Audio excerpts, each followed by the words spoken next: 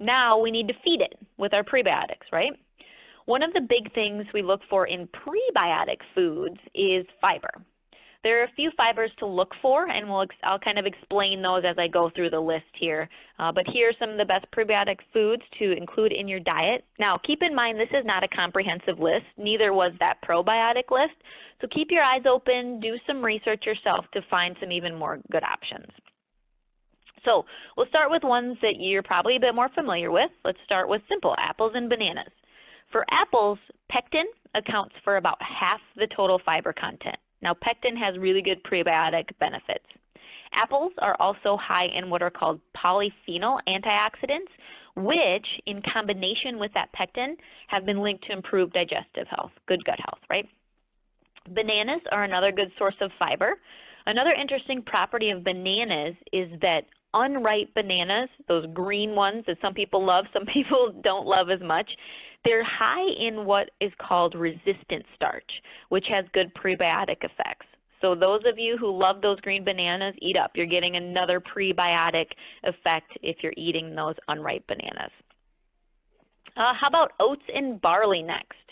Both of these grains contain beta-glucan, which is a great prebiotic fiber. Now, make sure you're choosing whole oats, though, to get that benefit. So, steel-cut oats, whole grain oats, just make sure it's the whole grain because that's where you're getting that beta-glucan. That's where you're getting all of those fiber and all those benefits from those grains that we do eat. Make sure they're whole grains. Asparagus is another good source of prebiotics and is a really easy veggie to incorporate in your meals. You can steam it, you can boil it, you can roast it. There's so many good ways to prepare it. And I'll actually give you a recipe here at the end, so keep on the lookout for that. All right, next we have garlic and onions. Garlic is one of those herbs that has so many benefits, so might as well add prebiotic to the list, right? It has a couple kinds of fiber that feed good bacteria. It also has heart health benefits and is an antioxidant, which can help fight against things like cancer. Onions are a good source of inulin as well, which is a great prebiotic fiber. So flavor up those dishes with garlic and onions, help out that gut. Leeks are actually in the same family as onion and garlic as well, so they do have similar benefits, and you can use those in lots of ways with cooking there. So we've got some foods, we've got some ways to flavor them up, so we're on a good track here. Now I want to hit on a couple that maybe you haven't tried in the past. Chicory root. Chicory root comes from a plant that is in the dandelion family. More to come, as you can see I have dandelion greens on here as well.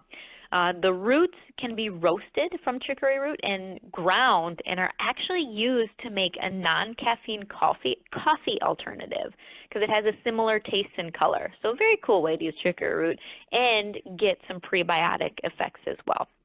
And then back to those dandelions.